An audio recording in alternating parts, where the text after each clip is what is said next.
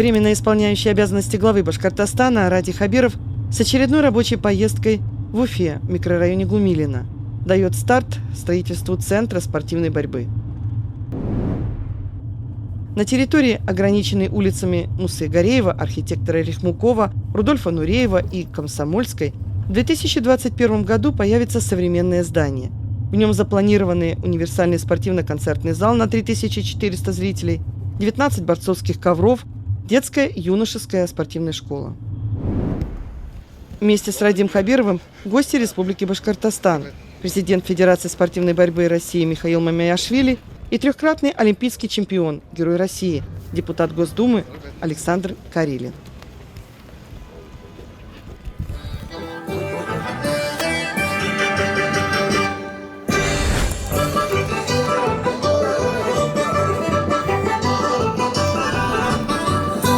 Радим Фаридович, мы привезли всех участников, всех тренеров, со всех городов, районов полностью.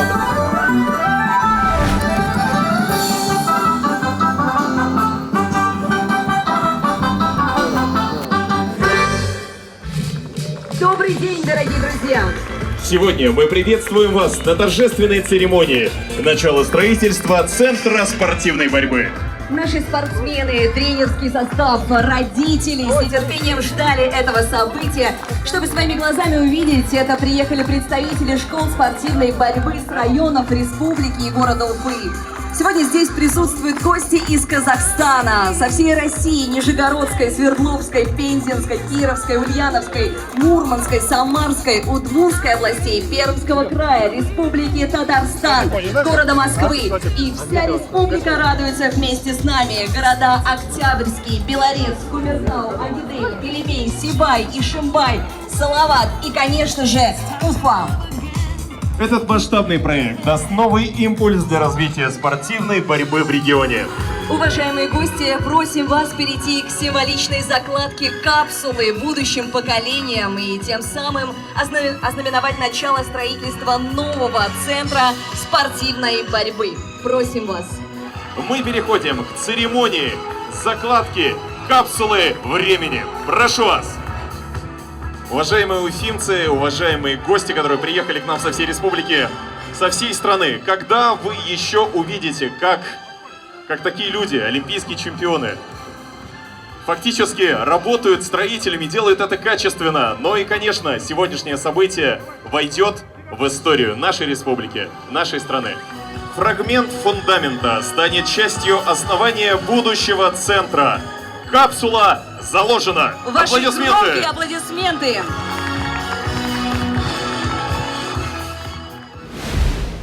Как вам Башкортостан? Ну, я не буду употреблять медовые какие-то категории. Хлебосольно, широко, очень расположено не только к гостям. А и к профессионализму, к самореализации? Здесь очень строгий и очень категоричный учет. Здесь ценится все. И это не только строчка в табеле о рангах или наличие записи о высшем образовании. Поэтому Башкирия, имея особенности, имея национальные особенности в Куреше в том числе, народные традиции. Даже это вы знаете. Она очень может. Ну, я знаю, и учитывая, что я в тяжелом весе боролся для тяжеловеса, любимый прием – это прием пищи. И в этом мы расходимся с Радием Фаридовичем, потому что он к еде более сдержанно относится. Аскетичен, конечно. Да, поэтому я понимаю, что не только кумыс характеризует вот это вот пристальное внимание башкортостанцев не только к приезжим, но и к самим себе. Скажите, а вот в этом здании, которое пока еще мифически, только на макете, будете ли вы, когда оно построится?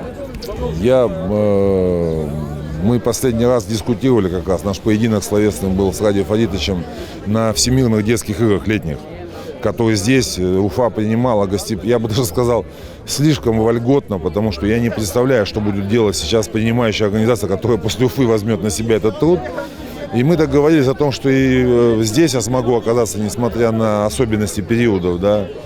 Ну, надеюсь, что если ничего не изменится и будет все по нашим борцовским правилам, то и здесь окажусь еще не однажды. Мы вас ждем. Добро пожаловать. Вам спасибо большое и спасибо за то, что вы столь тщательно разбираете происходящее.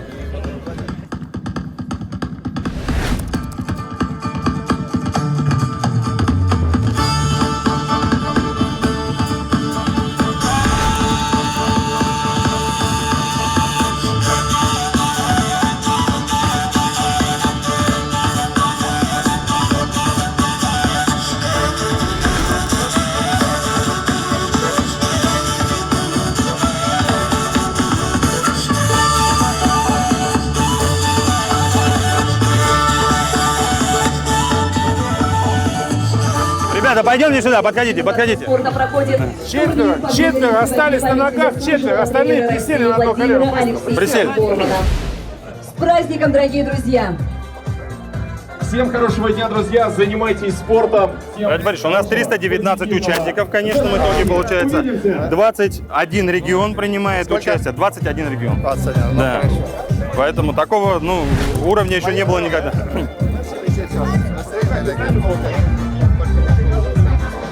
Ну как у вас впечатление? Я могу уже теперь спросить, мечты сбываются, а то иногда не в попад. Ну, мы только начали строительство, то есть закладка камня сегодня, и но уже начало, скажем так, не сбываются, но начинают сбываться, потому что проект уже готов. Мы его сейчас отдаем на экспертизу, и, соответственно, план такой, что, наверное, уже большая техника начнет работать к концу зимы, либо к началу года, потому что тут и планировочная работа надо сделать. Да, здорово. Мы почему еще? Мы этот объект проектировали почти год. Ну, вот сколько я здесь с самого начала. Потому что мы хотели, чтобы он был нужен в целом для Федерации борьбы России, чтобы здесь можно было проводить мероприятия самого высокого уровня. Самого высокого уровня, хоть до Олимпийских игр, как говорится. Поэтому Позволит площадь? эта площадь, 29 тысяч квадратных метров. Это, если я не ошибаюсь, первый по величине дворец борьбы. Вот он на самом деле и по объему уникальный. Ну, представьте, 19 ковров. В России первый? Да, 19 ковров. И мы сюда решили затащить все виды борьбы. Здесь будет не только греко-римская и вольная, например, то есть то, что мы Помериться между под одной будут крышей? самбо, будет дзюдо, будет национальная борьба тоже сюда. Всем места хватит. И вот посмотрите, сколько домов здесь сделано, и столько детей здесь огромное количество. Поэтому я думаю, что это будет точка такая, что вот здесь будет коваться будущее нашей республики. Райфович, а вы упорный? Упорный, очень упорный. Спасибо.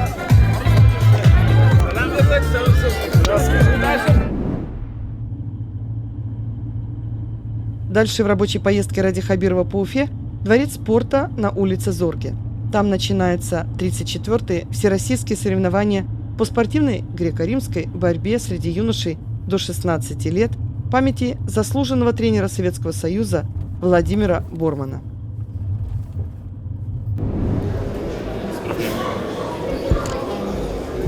Альфредович, а мы приехали вот сюда почему? А сегодня уже турнир сейчас.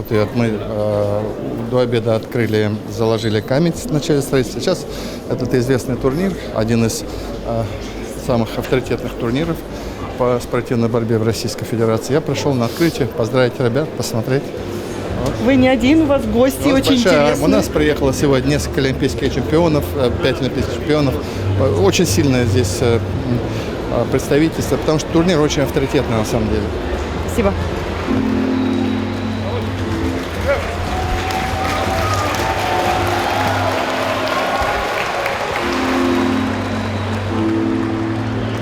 Город Уфа вновь стал центром греко-римской борьбы в России. Добро пожаловать на 34-е всероссийские соревнования по греко-римской борьбе в памяти заслуженного тренера Владимира Алексеевича Бормана. Заслуженный тренер СССР, мастер спорта СССР, судья всесоюзной категории. Благодаря его невероятной энергии и любви к своему делу миру стали известны такие имена, как Абул-Басир Баталов, Магомед Расул Баталов, Рафис Садыков, Александр Гладков, Николай Рухтин, Михаил Базуев и еще около 40 мастеров спорта СССР. Прямо сейчас на нашей сцене встречайте временно исполняющего обязанности главы Республики Башкортостан Радия Фаритовича Хабирова. Добрый день, дорогие друзья. Добрый день, участники соревнований. Добрый день, ветераны спорта, ветераны спортивной борьбы. Добрый день, тренеры. Сегодня в Башкортостане особый день. Я хотел спортсменам пожелать удачи, успехов, честной спортивной борьбы. Всего самого доброго нашим зрителям, нашим башкортостанцам. Это начало больших перемен в жизни спортивной нашей республики. Спасибо. Спасибо, Раиль Фаридович. Слово для приветствия предоставляется олимпийскому чемпиону, заслуженному мастеру спорта СССР, заслуженному тренеру СССР и России, президенту Федерации спортивной борьбы России Михаилу Геразиевичу Мамиашвили. Спасибо огромное, уважаемые друзья, уважаемый Раиль Фаридович, уважаемые чемпионы, уважаемые будущие чемпионы, болельщики. Сегодня действительно знаменательный день. Сегодня произошло историческое событие, и, как сказал исполняющий обязанности главы Раиль Фаридович, сбылась его давняя мечта. Он поставил себе целью отдать дань уважения тренерам, людям, с кем он начинал свою спортивную карьеру, создать условия для того, чтобы каждый ребенок мог иметь возможности социального лифта, чтобы он мог себя реализовать, чтобы он смог себя подготовить к тем вызовам, которые сегодня, к сожалению или к счастью, в жизни происходят. И я надеюсь, что с этих ковров выйдут не просто сильные и достойные граждане Башкирии нашей великой России, и выйдут члены сборной страны, которые будут достойно представлять цвета нашего великого флага на самых значимых борцовских форумах. Спасибо вам, огромного успеха! Парадом командует мастер спорта России по греко-римской борьбе, судья всероссийской и международной категории Виль Мадиханович Галимзянов. Приветствую спортсменов! 34-е всероссийские соревнования по греко-римской борьбе памяти заслуженного тренера Владимира Алексеевича Боромина объявляются открытыми.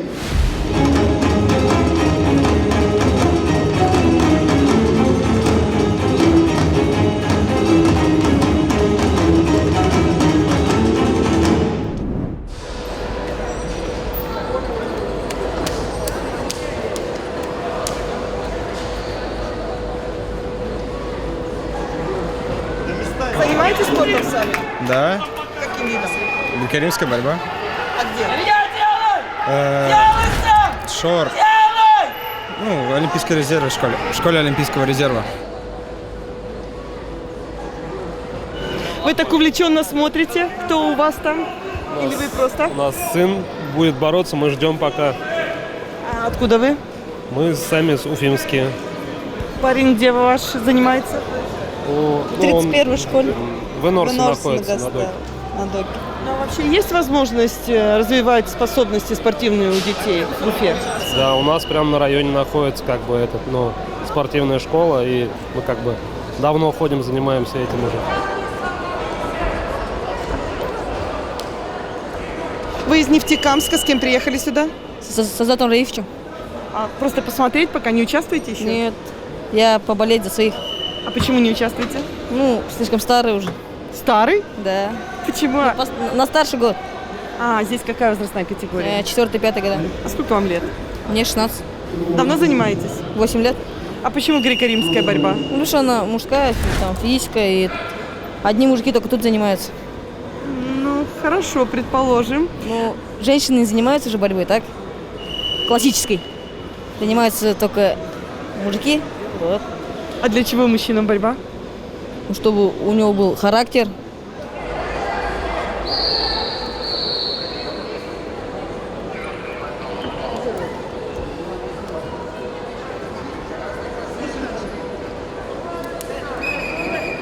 Кого вы привезли сюда? Город Киров. Привезли целую команду. Сколько вас? Много спортсменов? Порядком 20 человек у нас приехало поучаствовать на турнире. Значит, в принципе, турнир такой хороший, представительный, есть с кем побороться. Ребятам набраться опыта, тем более в начале сезона. Так что будем бороться, значит, показывать результат. Ребята, вы откуда? Из Ульяновска. Из Ульяновска, да. Одной команды все? Да. Как вам здесь? Хорошо, да. Какая у вас весовая категория? 41. Есть шансы победить? Шансы всегда есть. Правильный ответ спортсмена. А как Уфа? Красивый город.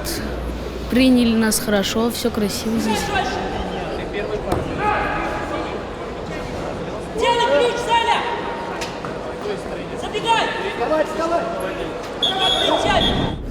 Ильфат Масурович, Уфа вновь встречает вот такие вот большие соревнования, да, были детские игры, вот сейчас всероссийские соревнования, еще другие. Мы готовы к такого рода соревнованиям? Вот смотрите, Уфа – это промышленный город, да, культурный город, научный город. И всегда я уже много говорю о том, что Уфа вообще спортивный город. И он превращается в такую спортивную столицу. Здоровья нам! Здоровья нам! И пусть наши дети растут, занимаются спортом, пусть растут здоровыми, энергичными и бодрыми. А мы им поможем. Мы как раз это и делаем.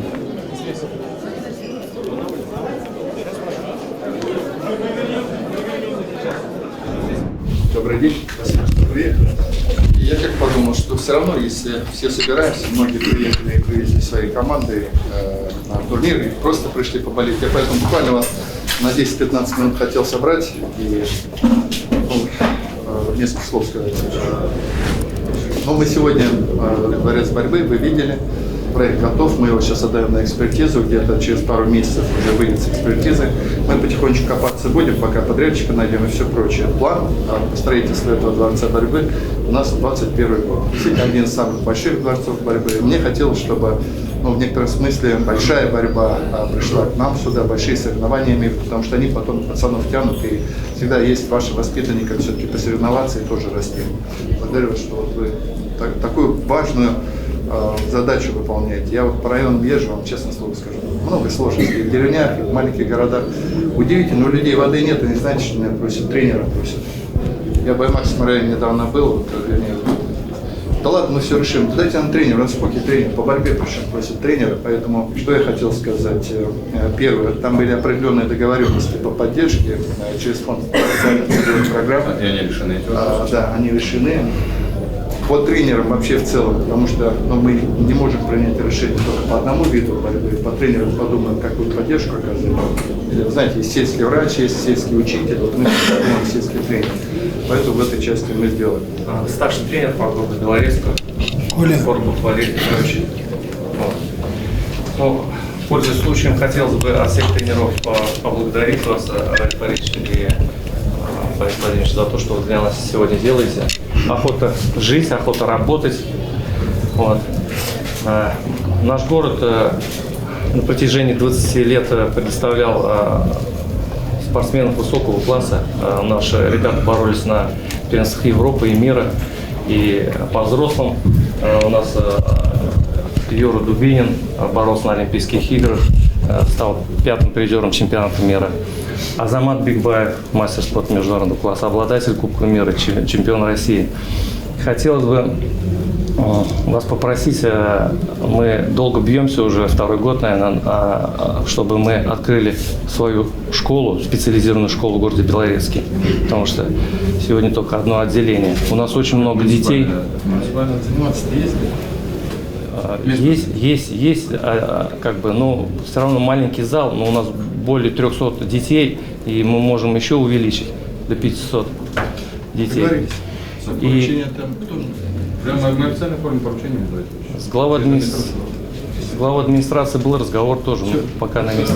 У нас сегодня сейчас до 1 октября. До 1 октября. До 1 октября. И еще, вот, пользуясь случаем, от всех тренеров, на сегодняшний момент мы живем в уникальном месте, в Среднегорье, и очень много проводим сборов в нашем регионе, в Белорецком районе. Вот. Хотелось бы построить учебно-тренировочную базу в будущем, чтобы наша республика развивалась, и мы могли бы туда пригласить Уральский и Приволжский федеральный округ, с удовольствием будут приезжать. Не надо будет ехать в Кабардино-Балкарию, тратить огромные деньги. Вот. И я думаю, что будет огромный плюс для наших республиканских борцов, и мы свою планку намного выше поднимем, конечно. Сходу не скажу, но вот для понимания, мы что делаем? Вот, Александрович, еще какая просьба об этом тоже знал? Вот раньше был УИПТ, он, конечно, выполнял функции, то, что в армии ребята не ходили, но надо подумать о каком-то базовом учебном заведении, техническом. Понятно, с армией тут уже на один год ничего страшного, там, чтобы ребята получали образование, специальность какую-то. Закрепляйте, найдите какой-то колледж хороший или техникум, какой у нас есть, да? Вот это вот тоже как бы решение. Сделайте его базовым. Базовым сделайте.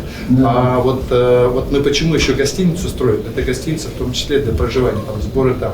По Белорецку не готов сейчас сказать, это же надо на базе чего-то строить, так? Я все понимаю, но надо найти же, это же сходу начнешь строить, одно, другое, третье, это потянет очень серьезных денег. Вот.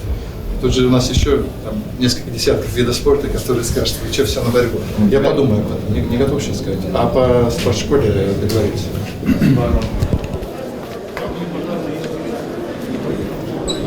Встретились с тренерами, то, о чем они просят, это объективно? Да, они, собственно, ничего особо не просят. Вот борцовские тренера, потому что они физически все такие были сильные, воспитанные, они очень скромные, они мало что просят. А вот то, что проговорили, детская школа. Школу просят? Школу, да, это...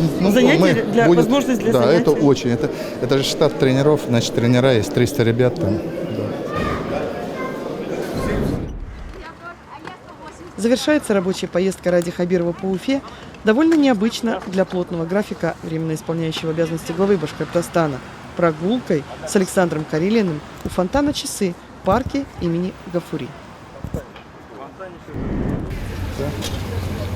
Часы. Красивый, неожиданно. Излюбленное место, на самом деле. Оно вот это показывает часы же, да, Да, точно? Вот да. это сейчас 6 часов, да? Вот такое. 6:03. Красиво. Это место наше. Ну это он новый совсем. Новое, его запустили мы месяц под назад, мотор, да, буквально. месяц назад запустили. Вот так должно и происходить, Ради Фаридович. О чем мы с вами каждый раз говорим. Смотрите, и традиционные символы, и новые символы. И ничего не надо сносить, и одно другое другим заменять.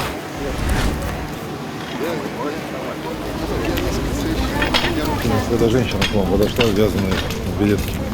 И я поймался на мысли, у меня отец мой, которому 80-летний, да, он все время сковывается, когда видит каких-то сановитых, начальствующих людей.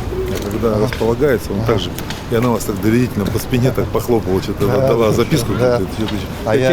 Я текста не слышу, я вижу только моторику. Она раз, сначала так за локоть, а потом раз по спине. Вы без записку берете? Я совершенно незнакомая, и я она мне дает записку, я еще думал, потому что обычно много дает. Да. А это пишет: сыночек, сил тебе, здоровья.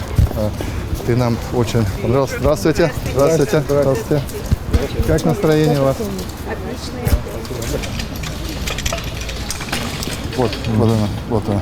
Ну, неправильно, да, сыночек, здоровья, очень ответственная работа. Достигайте успеха. Вы вошли в нашу душу очень близко, всем все. Вот простая такая. Ну, это очень дорогая. Очень, да, очень. Я говорю, я ее с собой, вот, если я с собой ее ношу, я говорю, с собой носить буду. А вон свадьба, что ли? Невеста бежит, невеста впереди жениха. Здравствуйте, рада вас видеть. Спасибо большое. Спасибо. Поздравляю вас. Большое спасибо. Поздравляю.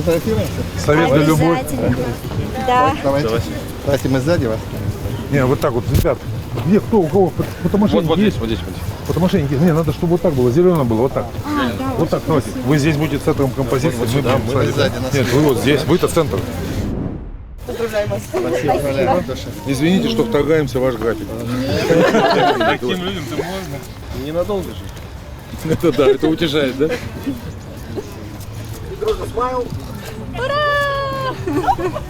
Большое Работаете вам уже, спасибо. учитесь? Только магистратуру закончили, вот уже работаем. Нефтяной университет. Нефтяной закончили? Да. Ну здесь живете, в Уфе работаете? Живем в Уфе, я по вахте работаю. По вахте работаете, да? Тяжело. Ну, поначалу... Ну потом понемножку здесь наладим, возвращаться надо. Потому что такую красавицу не надо оставлять. Да. Будьте здоровы. Все, большое спасибо вам. Да, большое спасибо. Можно вам руку пожать? Да. Все. Здравствуйте.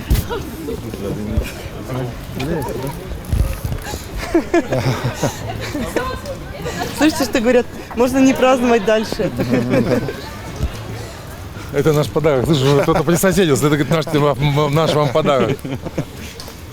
Вы такие легкие на подъем оба, хотя важные чиновники. Да. Что один, что другой. Как так, Александр Александрович? Важные чиновники. Мне одну подробность подарила моя мама покойная. Она сказала: сынок, как придумал себя, так и живи. Я сначала не понял, к чему это относится. А я сетовал накануне, что много внимания занимаю места много. Она говорит, надо было раньше скромничать.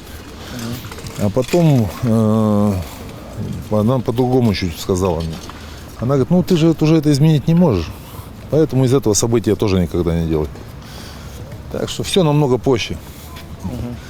Все намного проще. То, что сегодня даже вы заметили, что самое большое впечатление ребят, которые попали на закладку камня по началу строительства дворца, и тех, кто... У них ведь основное впечатление было в том, что они такие же, как и мы, равноценные участники. Заметили, никто строем не шел-то. Они же так, конечно, змейка, они так достаточно вольготно. Конечно. Здесь то же самое. Это Ради Фаритович такой тон у нас задает республике доступности и, скажем так, не строгости, порядочности, но не зажатости. Вот так вот. Вы видели, их сколько у нас нет про зажатость-то? А это армия бандитов. Эти вообще не зажатые. Видели, у них эти самокаты у всех. Они шепотом спросили, это, говорит, Карелин? Тут, говорит, сейчас посмотрю, говорит, картинку. Говорит, Карелин. Да, сейчас все на кибернетике разбираются. Мне очень так ожиданно, конечно, видеть тут. А я был в прошлый раз, когда мы на детских играх, меня Ради Фаритович когда приглашал на детских и летних играх. Я потом попросил ребят, борцов, меня свозить на рынок. Я ни разу не был. Серьезно? Ну, конечно, ни разу. Ну, понятно, затея была простая, за гусем. Пошел на гуся, но не как Паниковский, с платежными инструментами, все. Заходим, и женщина, которая там торгует, одна глаза поднимает и говорит, через прилад мне говорит, а ты что здесь делаешь? Я говорю, вообще-то вот пришел гуся купить. Да ладно.